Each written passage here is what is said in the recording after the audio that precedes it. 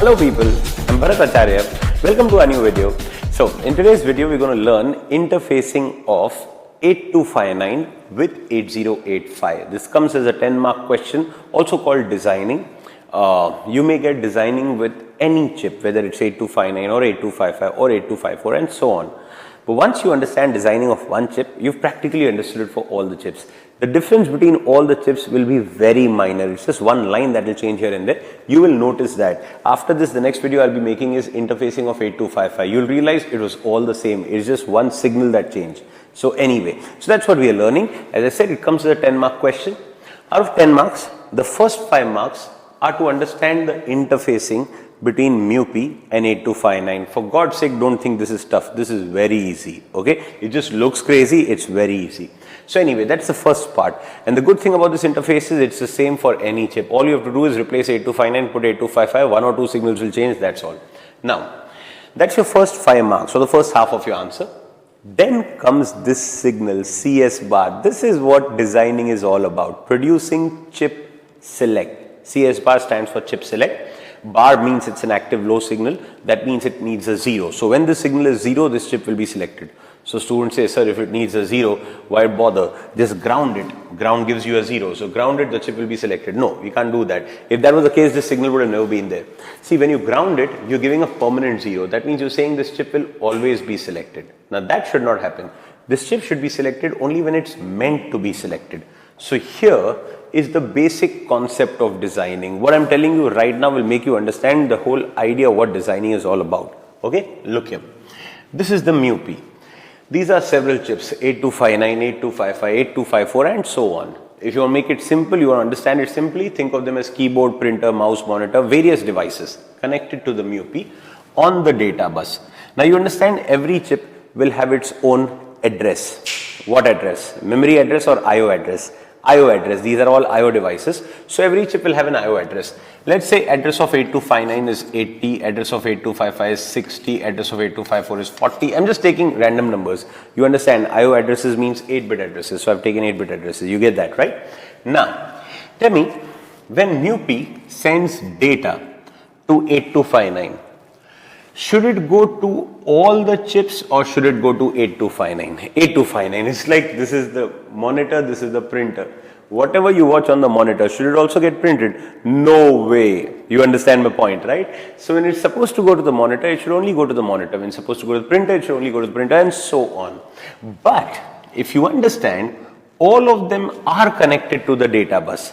That means data will reach right up to the tip of every chip, but will not enter every chip. It will enter the chip that has been selected. That is the need for CS bar signal. The chip that is selected will accept the data, others will not. Are you clear? So first I should send the data or first I should select the chip?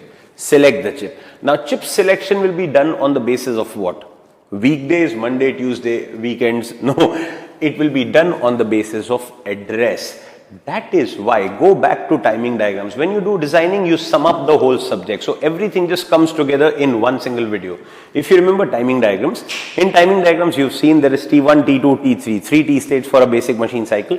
First T state we give the address, second T state we give the control signal, third T state the actual data is transferred. So that's the idea. First T state processor will give the address. Now the address will come out on the address bus. Now since they are 8-bit addresses, it will be on an 8-bit address bus, that is A0 to A7. So let's say the address is 80. That address will be given to the address decoder. What will the decoder do? It will decode. What does that mean? Analyze the address. When processor gives the address 80, the binary pattern is 10000000. When it gives the address 60, will it be the same pattern? No, it will be 01100000. For 40, it will be 01000000 and so on. So for every different address, there will be a different pattern. The job of the decoder is to analyze this pattern and based on the pattern, select the appropriate chip. This chip's address is 80, but for the rest of its life, it will never know that its address is 80. Who knows? The person who has done this designing, the person who's made the motherboard, has done a circuit that will select this chip when address 80 is issued. So whenever processor issues the address 80, the chip gets selected, then processor gives out read and write signals, and based on that, data is transferred. That is the idea. Are you clear? So the processor gives 80, 8259 will be selected, the processor gives 60, 8255 and so on. Doing this whole designing is a 20 mark question. That's the full memory and IO design, the whole motherboard design. This is a 10 mark question where you're not designing all the chips, you're designing one chip. So for that you need the MUPI, the 8259 and a decoder. So you'll be making a decoder. For that you have to make an IO map, and there's a lot of logic to it. Obviously it's not so small, otherwise I would finish the video by right now. I've just given you the introduction, what's happening in this video. Okay, so here we go. The first thing that we see is the interfacing between MUPI and 8259. Now, what do you know? 8259 is called programmable interrupt controller. It is used to increase the number of interrupts. So there are 8 interrupts on 8259, they come into 8259, so that's their direction. When 8259 gets an interrupt, it interrupts the MUPI on which pin? INTR. In response, MUPI gives back INTA bar. So you need an INTR and INTA bar. Are their directions correct? Please observe the directions as well, not only understand the signal. So that's your basic interface. 8259 getting the interrupts, it interrupts the MUPI, gets back INTA bar. Are you clear? Now, something which is common in every chip you connect. Replace this with any chip, this part will be common. What? Every chip requires the system bus. System bus means address bus, data bus, control bus. This is your data bus, this is the address bus. In address bus, 8259 needs only one line, A0. The video that we've made before this, where we learnt ICWs and OCWs, at the end of it when we did the programming, I made you understand what is the use of A0. If you can say that to me now, I'll be very happy. This is the 5th video we made today. It's non-stop 12 hours of video making. Make it worth it. Come on, please answer. This is the data bus. Through this data bus, what will the MUPI send? Don't say data. Okay, we're not joking here. Of course it is data. What is that data? The data is commands. MUPI sends commands. Now how many commands are there altogether? 7. ICW 1234, OCW 123. Now, all the 7 commands enter through the same data bus. How does 8259 identify which command is which one? With the help of A0. A0 can be 0 or 1. If A0 is 0, the command is ICW1 or OCW2 or OCW3 identified by the central bits of the command, 4th and the 5th bit. I have taught you that. Remember?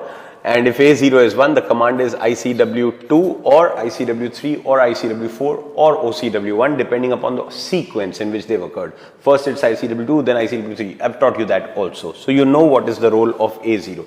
The job of A0 is to identify the command. So whenever 8259 gets a command, it side by side looks at A0 to understand which command it is, and that's how it interprets the command. So for that you need an A0, you need the data bus D0 to D7. Also, data bus is bidirectional. From this data bus, what else goes on that side? The opcode of call, the lower byte of address and the higher byte of address. You know that, right? I'm sure you've seen the theory of 8259 before you watch the interfacing. That's the order in which you're supposed to learn. Now, so there is address bus, data bus and control bus. For control bus, we need read-write signals. In the architecture, there were read-write signals. Read-write signals decide the direction in which this data bus will operate. If processor says, I want to read, data will go to the processor. If processor says, I want to write, data will come from the processor. So read-write always given by the processor. They decide in what direction the data will flow. Read-write are given by the processor. Are you clear? Now, so what we need is A0, D7 to D0 and read-write. Now, what do we connect to them? This is address, this is data. If you know your 8085 basics, 8085 doesn't have a separate address bus and a separate data bus. Address and data buses are multiplexed. Do you remember that? So you have a bus called AD0 to AD7. Now I'm going to take you back to timing diagrams lecture. Now this bus in any operation carries address also and data also. How do you know whether it's carrying address or data? There is a signal called ALE. ALE stands for address latch enable. Say it again. Address latch enable. Now you'll understand the actual meaning of that full form. Come on, this is so much fun. Look here. There is a device called a latch. 74373 is the product number. You can use 8282 also, 8283 also. There are numerous latches in the world. Whichever one you get a grab, whichever one you get a hold of. Anyway, so we are using 74373, the standard textbook latches used by Gaonkar, one of the most prescribed books of 8085. Anyway, what does the latch do? Suppose this is a bus. Okay, I send 25 over here. 25 will come out from here. No surprises. Whatever you send, you'll get that. But after 2 minutes, if I look at the bus, will it still carry 25? No. Because a bus is used to transfer value. What is the value? Current. What is the bus? Wire. Current passes on a wire. Current doesn't reside in a wire. It doesn't get stored in the wire. But if I want that after some time also, if I look at this bus, it should still carry 25. Then I need somebody to hold the value. That is why we put a latch. What does a latch do? It captures the value. A latch is a set of flip-flops. A flip-flop can hold 1 bit. 8-bit latch will hold an 8-bit value like 25. So use an 8-bit latch. Now what happens? I send 25. 25 comes out from here. So did the latch amplify the signal? No. Did it increase the driving capacity? No. People write these stupid things because they don't know what a latch does. All that it did was input is equal to output. Whatever is the input is also the output. But the important thing is the value also has been stored. It has been latched. Even if you stop sending 25, the bus will now carry 25. Who is sending it? The latch is sending it because the latch has captured the value. Please tell me, did you understand this? Now, how do you use this latch? This bus initially carries address, then carries data. When this bus carries address, ALE is 1. When this bus carries data, ALE is 0. Now, we give this bus to the latch. There are two signals on the latch. OC bar output control, it's an active low enable signal. It has to be always enabled. Active low means it needs a 0, so you connect it to a ground. This is like a formality. Even if you don't show it, doesn't matter. If it's a very strict examiner, might cut marks. So that's why, just to be safe, we've shown it. But that's not where the logic is. The logic is here. There's a signal called gate. Gate means enable. So if gate is 1, whatever comes on this bus will be captured by the latch. The gate of the latch is open. It allows entry. So whatever comes in the bus will be captured. Since I have connected gate with ALE, when ALE is 1, the bus carries address. Address will be captured by the latch. What will come out is also address. Please tell me, did you understand this? Now, when gate becomes 0, the gate of the latch is shut. Input is not allowed to enter inside. Input will come out from here. When ALE is 0, the bus carries data. Data will try to enter the latch, but it is not allowed because the entry is shut. Data will come out from here. From here, you will still get the address. Who is giving it? The latch, because the latch had stored the address. So simple. Once again, this was a bus that carried two things, address and data. First, the bus carried address. That is captured by the latch because ALE is 1. Hence the name address latch enable, because it enables the latching of address. So ALE was 1, so the bus carries address. Now the latch will produce address. Now this bus carries data. But because at this time ALE is 0, data cannot enter the latch, data will come out from here. So this was a bus carrying two things, address and data. What did you do? You fished out address from that and put into the latch. The latch will continue to give the address, the bus is free to carry data. Please tell me, did you understand this? For the last time, I will not repeat this again and again, and for every chips interfacing, this part will be common. So this will be there in every circuit after this. I will not explain it again. So I'm just saying it for the last time. ALE is 1, bus carries address, address captured by the latch, latch produces address. ALE is 0, bus carries data. Because ALE is 0, the gate is shut, data cannot enter. Data comes out from here. What still comes out from here is address, because the latch has held the address. So this bus was initially carrying address and then data. This bus was initially carrying address, later on also will carry address, always will carry address. So this becomes a pure address bus, and this bus is now free to carry data. Please tell me, did you understand this? So this was a bus carrying AD0 to AD7, out of which the latch has captured the address, that is A0 to A7. This bus carries data, that is D7 to D0, which will be connected as the data bus over here. Please tell me, did you understand? What about the higher bus, A15 to A8? Is that a multiplex bus? No. So it doesn't require any latching. It will always carry address.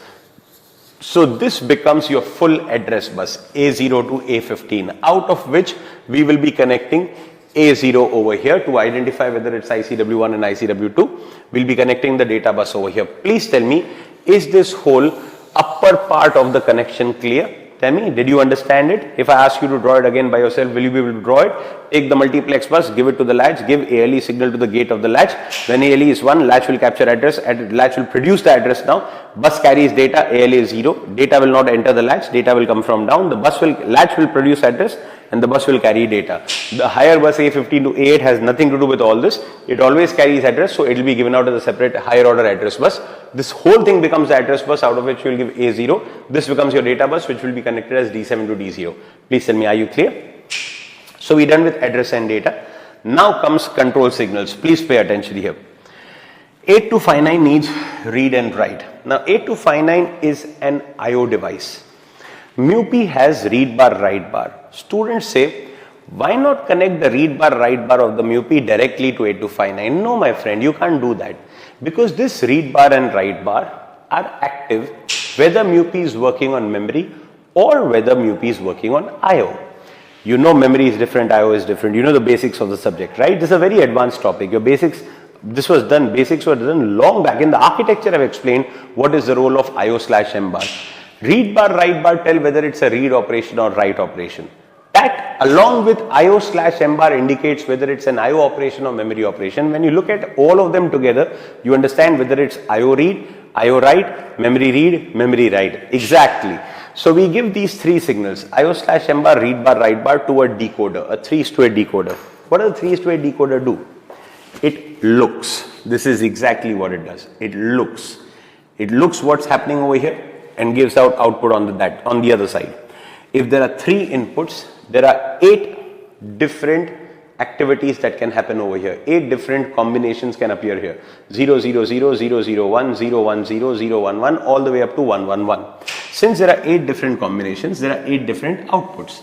Whatever is the input, the corresponding output signal will be activated. Are you clear? So once for 1 minute, just forget IO/M bar, read bar, write bar. Just look at the decoder in an isolation. Just understand a decoder by itself because it's very useful. If the inputs are 0, 0, 0, which output will be selected? Y0. You got that? 0, 0, 1, Y1. 0, 1, 0, Y2, all the way up to 1, 1, 1, Y7. Are you clear? Further, whichever output is selected, that output will be 0 because all outputs of a decoder are active low. That's why we show the bar, that's why we show the bubble. You may show only one of them, that also means the same. You may show both, it doesn't matter. It's just the way of drawing it. So all outputs of the decoder are active low. So for the last time, if the inputs are 0, 0, 0, who is selected? Y0. What does that mean? Y0 will be 0, all others will be 1. Only one output of the decoder can be 0 at a time. The input combination that was given, that corresponding output will be 0, everything else will be 1. Did you understand this? Now that you know what a decoder does, what do we need to do?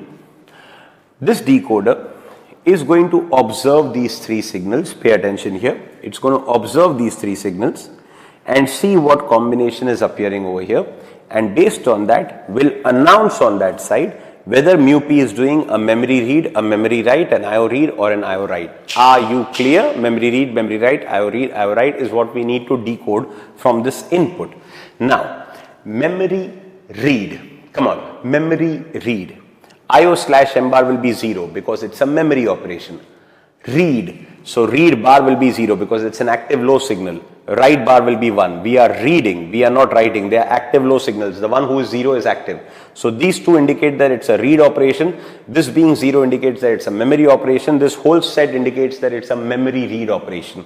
So when processor produces the combination 0, 0, 1, the output that is selected is Y1. That will act as memory read. Why did I put memory read bar? Because whichever output is selected will be 0. So they are all active low outputs. The one who's 0 is the one who's active. Are you clear? Hence the name active low. Now that you understood memory read, answer the rest by yourself. Come on. Memory write. Come on. It's still memory. Memory means 0. Write. So write bar will be 0, read bar will be 1. Please tell me, did you understand this? So this is a write operation, this is a read operation, both of them are memory operations. Are you clear? 0, 1, 0. 0, 1, 0 means Y2. So Y2 will act as your memory write. Similarly, IO read. Come on, a little better now. IO read. IO read is an IO operation, so IO/M bar will be 1. You understand that? It's a read operation, so read bar will be 0, write bar will be 1. Please tell me, are you clear? 101 is Wi-Fi, that will act as IO read. Since 8259 is an IO device, the read that it will get will be IO read.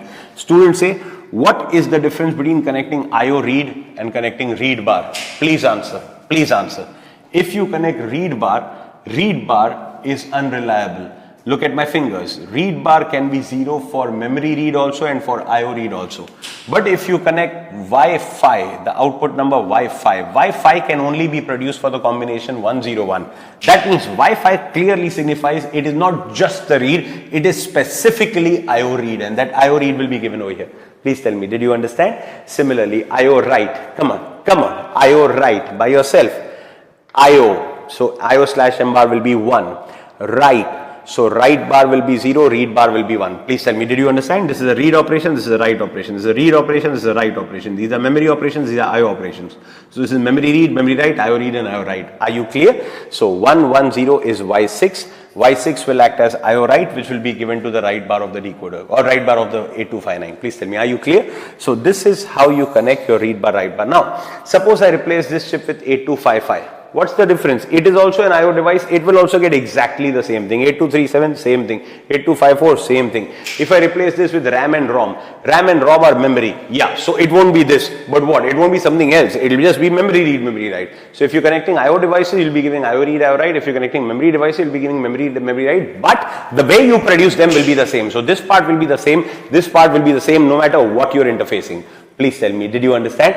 All of this just looks crazy. When I share these screenshots with some of my friends who are non-engineers and you're just talking, they're like, what do you do the whole day? Okay, I did this. They think, oh my God, what is this? It looking like Google Maps. No, it is not. It is much easier than that. I hope you understood it. Anyway, in a decoder, G1, G2A, G2B bar, these are called enables. Say it again, what? Enables. G1 is an active high enable. G2A bar, G2B bar are active low enables. Do you want the decoder to work? Of course. That means you need to enable it. Since it's an active high enable, it should get logic 1. So you connect it to VCC. These are active low enables. They should get logic 0. So you connected them to ground. You would be saying, why 3 enables? Don't worry. Decoders are not used only over there. Decoders are also used for address decoding. There'll be one more decoder coming in the circuit, and that decoder will produce that final signal that this whole thing is all about. And at that time, we'll be using these signals extensively. In this decoder, we don't need them, so we can't just leave them. You still have to enable the decoder, like you enabled this OC bar by connecting it to ground. You still have to show VCC and ground, but they are not really required over here. They are required in the next decoder that we're going to make for address decoding. Before I start with address decoding, please tell me, is everything shown over here where my hand is moving? Is all this clear? 1 minute recap, please.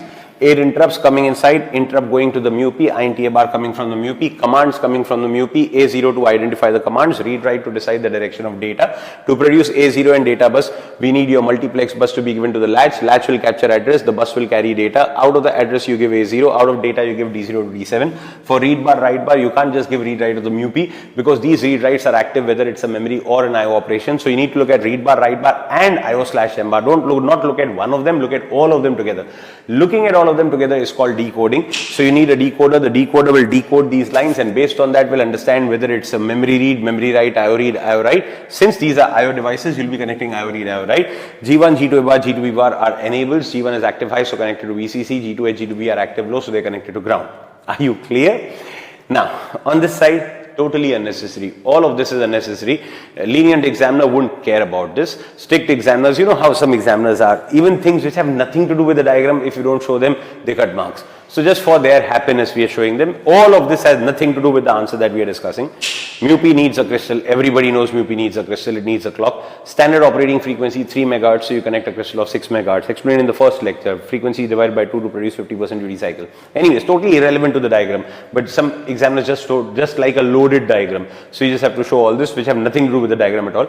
Trap RST 7.5, 6.5, 5.5 are interrupts coming into the MUPI. Hold and HLD are used for DMA. I hope you remember. Hold going into the MUPI, HLD going out. SID, SOD used for serial control. Serial input data, serial output data. None of this has anything to do with the diagram.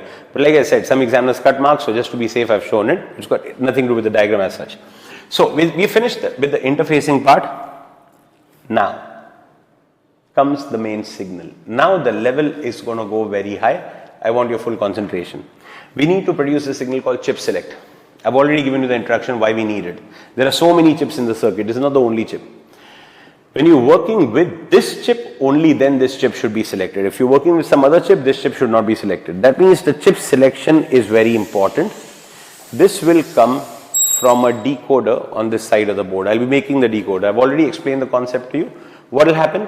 MUPI will give out an address. The decoder will decode the address. Depending upon which chip's address it is, it will give out the appropriate output that will be connected to the respective chip, and the chip will get selected. Moral of the story, if we are designing 8259, first of all, to do what we are doing now, you need an address. Most of the times they give you the address in the exam. Design or interface 8259 at the address 80, great, or at the address 40 or whatever. If they don't give an address, you need to assume an address. It's a sum. This is a numerical, what we're doing now. For that, you need a number to work on. So either they will give you an address or clearly write, assuming address of 8259 is 80H, 80. So what is the role of this decoder? The job of this decoder is this one. Okay, that is the block diagram. This is the real circuit.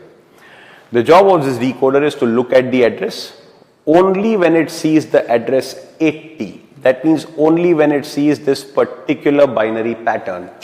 Only then the chip should be selected. The chip select signal should be activated only when MUPI gives the address 80. Are you clear? For that, we need to take a closer look at the address bus. So we start our designing part. Okay, pay attention over here. The first thing you need to make is an IO map. Okay, very simple. IO map A0 to A7, that's your address bus. Because we're doing IO designing, addresses are 8 bits. You can even take A8 to A15. If you know timing diagrams, the address gets duplicated on the lower bus and the higher bus because the address is only 8 bit and the bus is 16 bits. So you can even take A15 to A8. Some teachers do it out of what? Out of kicks. Nobody really does that. Everyone takes A0 to A7. But as a matter of fact, even if you take A15 to A8, it doesn't matter. It's still the same. So I'm taking A0 to A7 standard textbook diagrams. So you take the address 80, whatever is the address, expand it in binary. 80 is 10000000. Are you clear? Now, we need to make a decoder which will select this chip only when the address issued is 80, which means only when A7 is 1, A6 is 0, A5 is 0, A4 is 0, A3 is 0, A2 is 0, A1 is 0, A0? No.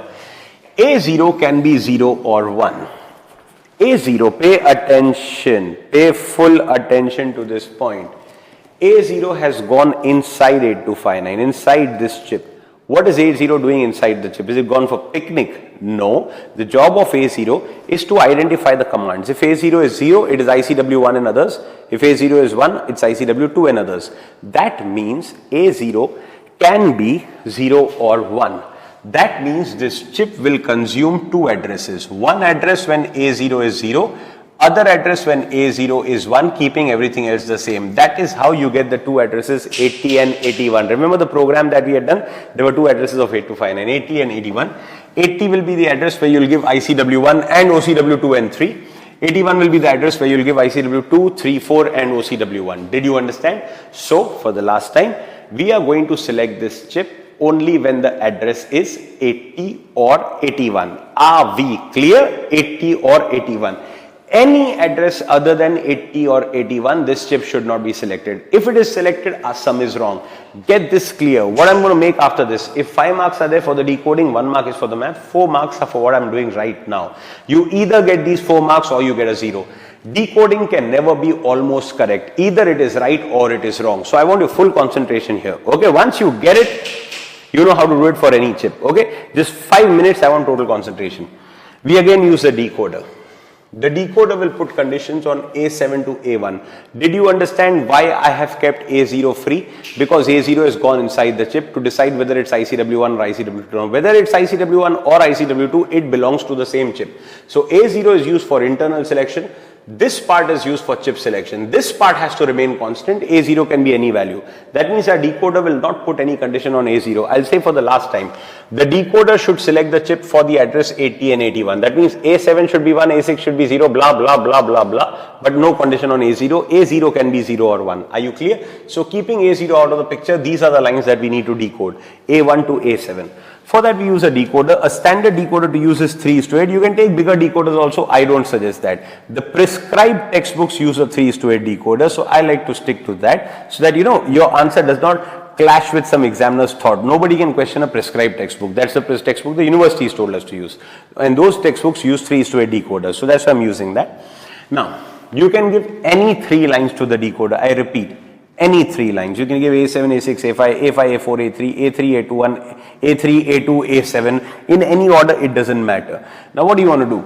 You want to make a random solution or a standard solution? Standard solution, textbook solution, easy on the eye. Examiners knows what the solution is supposed to be. They see the correct solution. Great. You can even make a totally fancy solution which may also be correct. But what are you achieving by that? Nothing, except that you're just telling I am different. And what are you going to do? You're not impressing any examiner, you're just irritating them. Think from the examiner's point of view. They're correcting hundreds of the papers. Yeah, if by doing that you're doing something technically brilliant, yeah, that's fine. It'll end up being the same thing, it's just that it'll just be a complicated circuit. What's the point? So don't harass examiners. Just use a standard solution. Having said that, after you finish this, I'll even show you how to do it by some other combination. But doesn't matter, you're going to end up making the same diagram. So as I said, why harass the examiner? So I'm taking the standard lines. The standard lines are the top 3 lines, A7, A6, A5. This is the standard way of doing designing. What are we saying? We are saying this chip should be selected only when A7, A6, A5 have the combination 1, 0, 0. Are you listening? Now when A7, A6, A5 have 1, 0, 0, tell me, we have done enough practice. 0, 0, 0, Y0 is selected. 0, 0, 1, Y1 is selected. Blah, blah, blah. 1, 0, 0, Y4 is selected. Tell me, did you understand this? So what will happen? Y4 will become 0. When? Only when A7, A6, A5 are 1, 0, 0. No other condition in the world can make Y4 0. Whether you crush the decoder, you smash it, stamp it, boil it, fry it, toss it, do what you want to do with a decoder. A decoder will never give you a 0 on Y4 unless the inputs are 1, 0, 0. Like an AND gate. Do you know an AND gate? An AND gate gives you a 1 when? Only when both are 1. Otherwise, do what you want to do with an AND gate, it cannot give you 1. An OR gate will only give you a 0 when both of them are 0. Otherwise, it can never produce a 0. Similarly, in a decoder, every output can only be produced for one condition. If I see Y7 is 0, if I ever see Y7 is 0, I can bet my life on it and say the inputs are 1, 1, 1. Otherwise, there is no condition in the world that can produce Y7 to be 0. So, if A7, A6, A5 are 1, 0, 0, only then the chip should be selected. Now when A7, A6, A5 are 1, 0, 0, the output produces Y4. Y4 will be 0. That I will connect to the chip select. Tell me, what did the chip select want? 0. Students say, why didn't you ground it? If you ground it, it will always be 0. Instead of grounding, I have connected Y4. What's the difference? Y4 will not always be 0. Y4 will be 0 only and only if A7, A6, A5 are 1, 0, 0. Otherwise, whatever you do, they will not be 0. So what does that mean? Suppose MUPI issues an address 70. Does 70 belong to our chip? No. Our chip's addresses are 80 and 81. 70 is some other chip's address. So should our chip also get selected for the address 70? No. If it does get selected, our whole sum is wrong. Whatever we've done is wrong. If the printer keeps getting selected whenever the monitor is selected, whatever comes on the monitor will go on the printer. Whatever comes on the monitor will go on the speaker. And disaster can happen. You don't want that to happen. So my point is, for the address 70, our chip should not be selected. Now when the MUPI gives the address 70, 70 is 0, 1, 1, 1, 0, blah, blah, blah. A7, A6, A5 will acquire the pattern 0, 1, 1. When they get 0, 1, 1, Y3 will be selected. When Y3 will be selected, Y3 will be 0, which means Y4 will be 1. When Y4 will be 1, the chip will not be selected. That means for the address 70, our chip will not be selected, and that's how it should be. Suppose MUPI issues the address, let's say 40. Now what is 40? 0, 1, 0, 0, blah, blah, blah. A7, A6, A5 have 0, 1, 0. 0, 1, 0 means Y2 is selected. Y2 is selected means Y2 is 0. That means Y4 is 1. If Y4 is 1, our chip will not be selected. Tell me, are you getting a grip on what's going on? So, are we on the right path? Yes. Are we done? No. What we have done so far is called partial decoding. Listen carefully. This is a Viva question. If your Viva is already over, don't bother. Otherwise, it's a Viva question. What is the difference between partial decoding and full decoding? Full decoding is also called absolute decoding, also called exhaustive decoding. Partial decoding is like, okay, yeah, this circuit works. Yes, it works. It will select this chip for 80, will not select this chip for 20, 30, 40, 50, 60, 70. So it works. Is it perfect? No, it's not perfect. This is somewhere in the middle. It's not perfect. Why? What happens? Suppose MUPI gives an address 90. Tell me, 90. Does 90 belong to our chip? No. That means that chip should not be selected. 90 is some other chip's address. But even our chip will be selected because 90 is 1001 blah blah blah, which means A7, A6, A5 are still 100, and if they are 100, Y4 will be selected. That means our chip, that chip will also be selected, but our chip will also get selected. That means our chip will interfere with the operation of that chip. Should that happen? No. Why did this happen? Because we have done half the job, hence the name partial decoding. We were supposed to put condition on A7 to A1. We have put conditions only on A7, A6, A5. Have we? Yes, we have. Y4 is not some faltu line. Y4 is taking three conditions on its head and walking. It is saying I will be 0 only when A7 is 1, A6 is 0, A5 is 0. We have put that condition, but we have not put any condition on A4, A3, A2, A1. That's what we need to do. Are you clear? We are supposed to say yes, A7, A6, A5 are 100, no doubt, but at the same time A4, A3, A2, A1 should also be 0000. So we need to add that extra condition. Are you clear? When we do that, we will cut out all the duplicate addresses. This is called partial decoding. We have done half our job. What's the harm in partial decoding? It gives you duplicate addresses. Not just 80, 81. Any number starting with 8 or any number starting with 9 will select this chip. That means 80 to 8F, 90 to 9F, 16 and 16, 32. There are 32 addresses selecting this chip. There should have been only 2 addresses selecting this chip, 80 and 81. That means you got 30 duplicate addresses. Why are we getting that? Because we have not completed our job. We've only looked at A7, A6, A5. We have to put conditions on the other lines. Let's start. We have to put the condition that A4 must be 0. Tell me what will I achieve by putting that condition? Straight away from 32 addresses, we'll come down to 16. The whole series of 90 will be eliminated the moment I put the condition that A4 should be 0, because in any number starting with 9, A4 is 1. Please tell me, do you understand? So I need to put that condition. Where do I put that condition? G1, G2A, G2B bar. They are not show pieces. I told you they are enables. They are used in designing. G2A bar is an active low enable. That means G2A bar wants a 0. Tell me, do you understand? Now, I don't want to ground it. If I ground it, it's always 0. That means I wasted that pin. I don't want to ground it. I will put A4 over here. Please tell me, did you understand this? If you understood it, tell me the direction. Please, please, please, please, please. I've been teaching non-stop for 12 hours. Please make it worth it. Tell me, what is the direction? From the decoder or into the decoder? Into the decoder. How can decoder produce A4? Who is decoder to produce A4? A4 is a part of address bus. Address is given by the MUP, by the processor. MUP gave A0 to A7, out of which we have taken A7, A6, A5, given it to the select lines of the decoder, telling the decoder only when they are 100 produce the output Y4, which I'll give to the chip select. Great. Now, I've picked out A4 from the address bus and given it as an enable to the decoder. What am I saying? Try to say this in English. This is not a formula or a numerical. This is more like logic. This is telling only when A4 is, yes, only when A4 is 0, this decoder will be enabled and the chip will be selected. If A4 becomes 1, this decoder will get disabled, the line will go into a tri-state, neither logic 0 nor logic 1, high impedance state, no current will flow over here because this device has been disabled. Tell me, did you understand? So that means this chip will be selected only when A4 is 0. That means the whole series of 90 will be eliminated. Tell me, did you understand this? So from 32 addresses, we've come down to 16. Now you got the idea how to make it smaller. We can get it down to blah, blah, blah, blah, blah, till the time we get it down to 2 addresses. Good. So A4 is done. Now I want to put a condition that A3 must be 0. You got the idea. It's not rocket science. Put A3 over here. So A3 will also be 0. Done. Now I got a condition that A2 must be 0. A2 must be 0.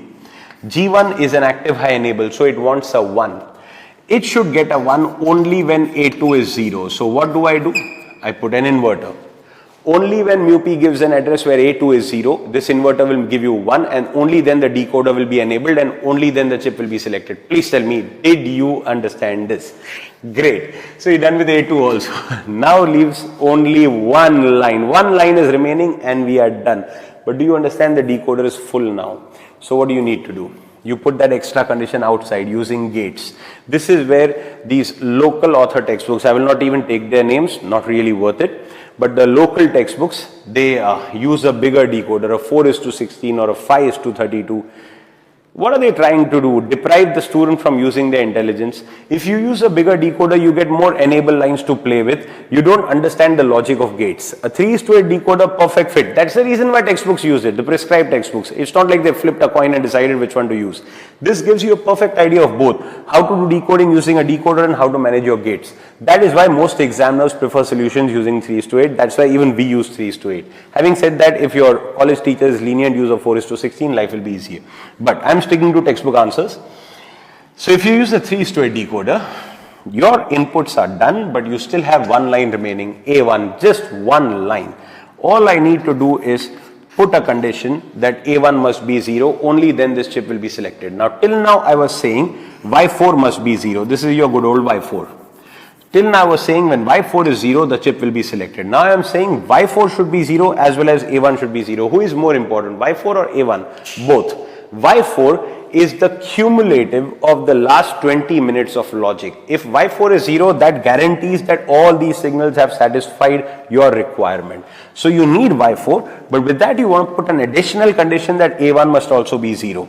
Now, Y4 should be 0 and A1 should be 0. Which gate do I use? Which gate? AND gate? No. OR gate. Say again, which one? OR gate. I will teach you. Why are you worrying? Pay attention. Hey, don't get scared. Very easy. Students say, sir, why not AND gate? Some students, Hall of Fame, they say, sir, why gate? Can you do this? No way. Students say, sir, we do this at home during Diwali lights or during any festivities. We are the ones who connect. We don't call technicians to make those simple basic things at home. We ourselves take two wires, chip off the rubber part and then join the wires with a sellotape and do it. That is possible in an electrical circuit, not in an electronic circuit. There's a big, those wires, those lights that you see are electrical circuits. What's the difference between electrical circuits and electronic? In electrical circuits, all you're interested in is current should flow. I say again, current should flow.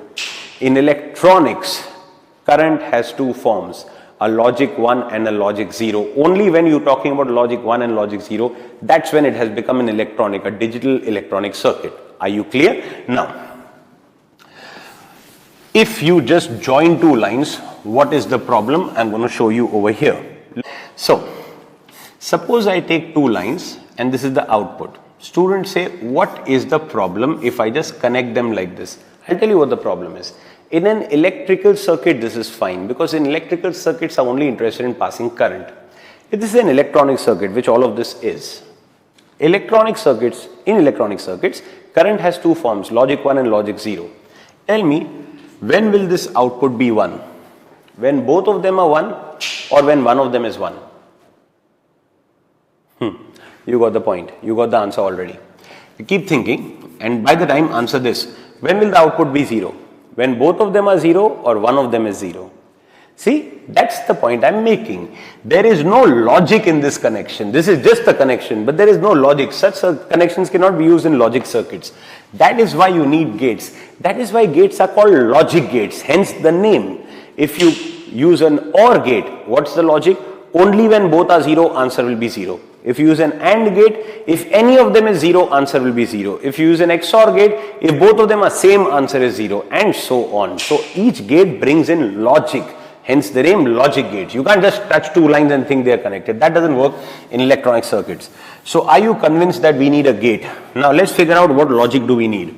When do I need a 0? When any one of them is 0 or both of them are 0? Both of them. Only when both of them are 0, answer should be 0. So the gate to use is OR gate. Now students say, sir, why didn't you use an AND gate? I keep getting calls on this even after the lecture is over in physical classroom. Some students feel shy to ask the question in the classroom. Then the moment lecture is over, they give a call. If you use an AND gate will give you a 0 for 0, 0, no doubt. But will also give you a 0 for 0, 1. Will also give you a 0 for 1, 0. It is a gate which has no characteristic. For zeros, it will produce a 0 for various conditions. It's a good gate to use when you want the output to be 1. But it's a hopeless gate to use when you want the output to be 0 because it will give you 0 for a variety of conditions.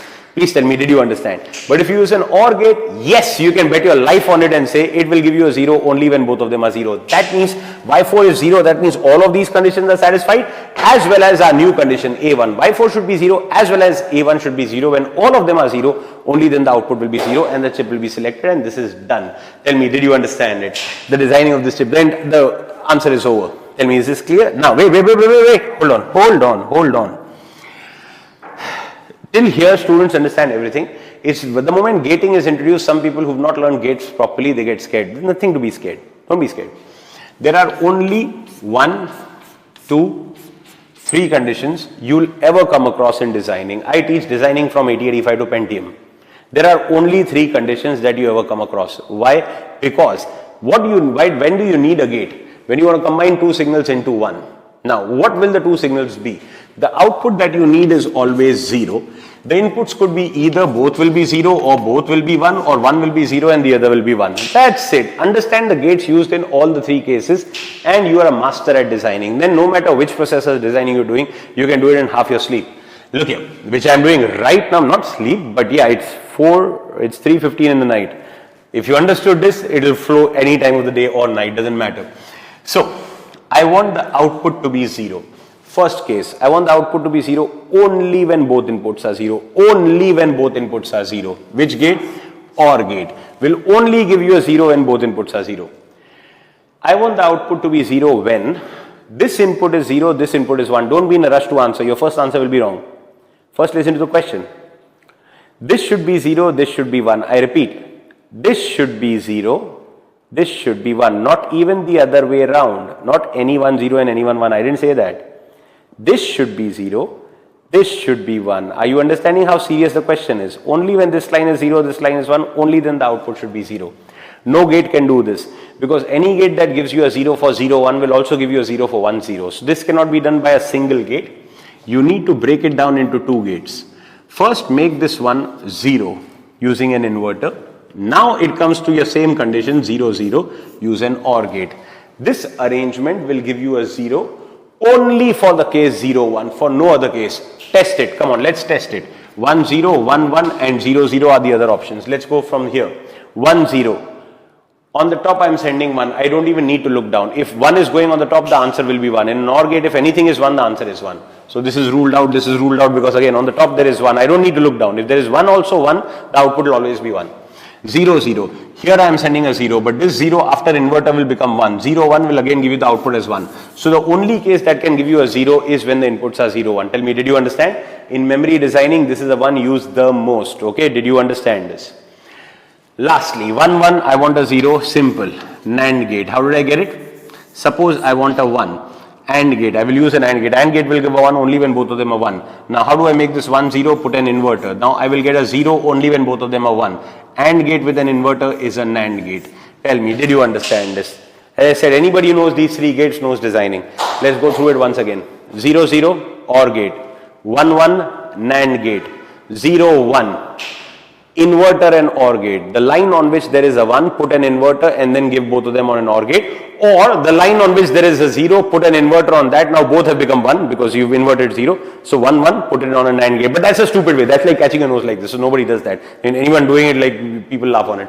Anyway, so 0, 0, OR gate. 1, 1, NAND gate. 0, 1. The one that is 1, invert it. Now put both of them on an OR gate. Simple ways of handling situations. Please tell me, are you clear? So here our situation demands that both of them should be 0. So you put it on an OR gate. Are you clear? Hold on, hold on. Don't be in a rush to close the video. Hold on.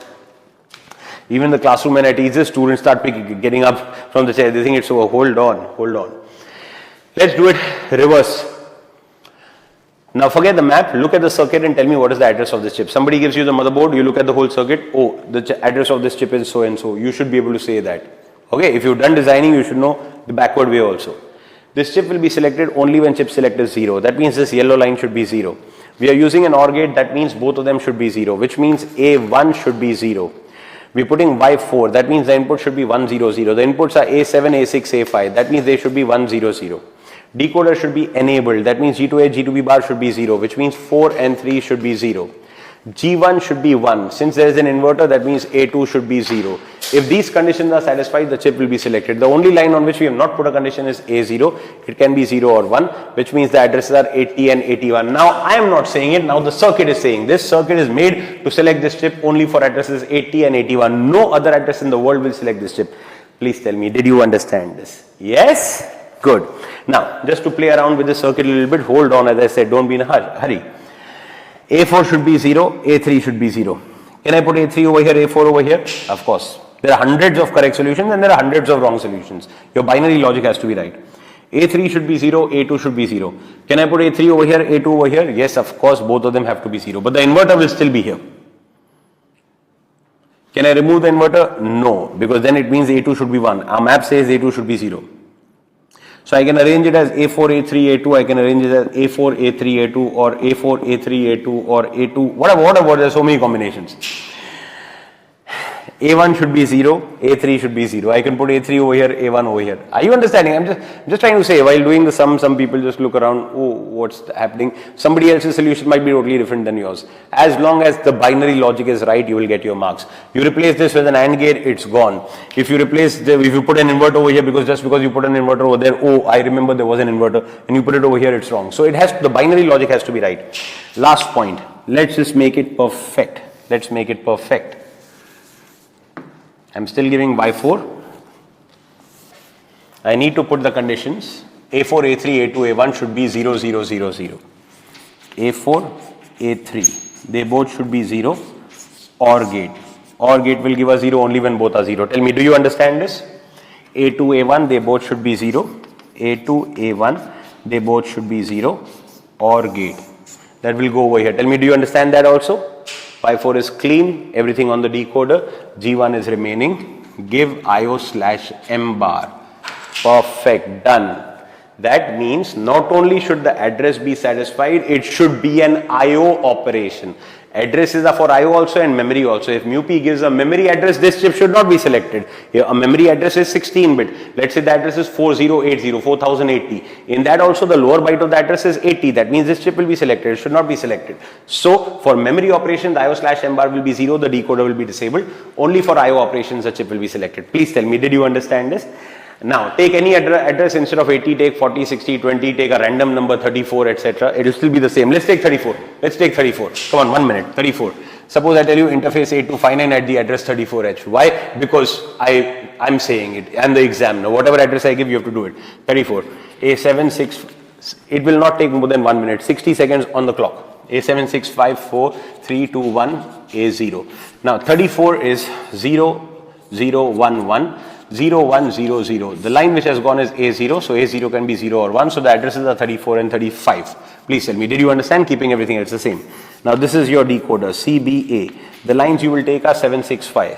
765. So your combination will be 001. Your output will be Y1 going into chip select. A0 has already gone inside the chip, 567 are here.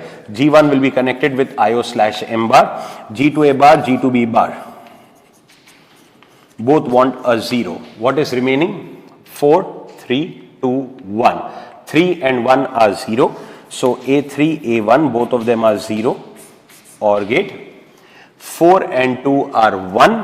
So 4 and A2 are 1. NAND gate.